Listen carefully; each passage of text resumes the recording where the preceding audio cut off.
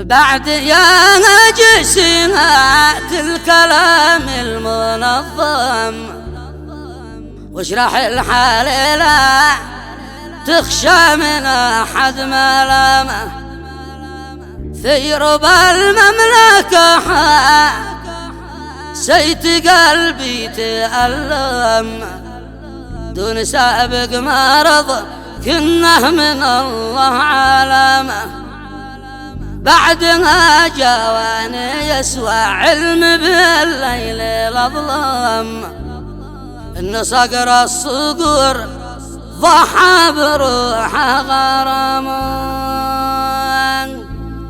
مرثية مهداة من المملكة العربية السعودية، كتب كلماتها أبو أحمد منير أحمد صالح مظفر، يعزي فيها عمه صالح ابن صالح مظفر وأولاد عمه وجميع أسرة آل مظفر باستشهاد الشهيد البطل صقر صالح مظفر رحمة الله عليه. الجميع من أهالي قرية الجرين بني سبا مديرية يريم. أداء أبو محمد دريب، إنتاج وإخراج الفنان هشام الكوماني.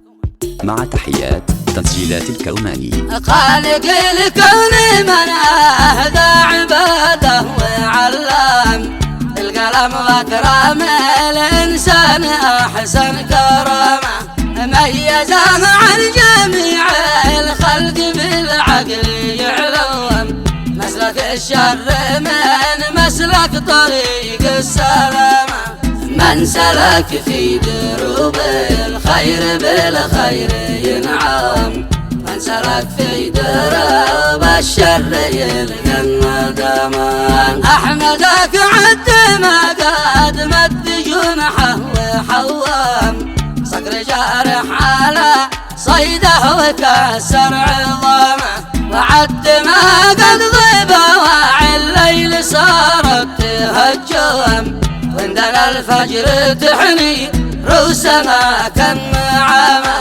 بعد يا هاجسيهات الكلام المنظم اشرح الحال لا تخشى من أحد ملامه في ربى المملكة حسيت قلبي تألم دون سابق مرض كنه من الله علامه بعدها جاني يسوى علم بالليل الأظلم إن صقر الصقور ضحى بروحه غرام.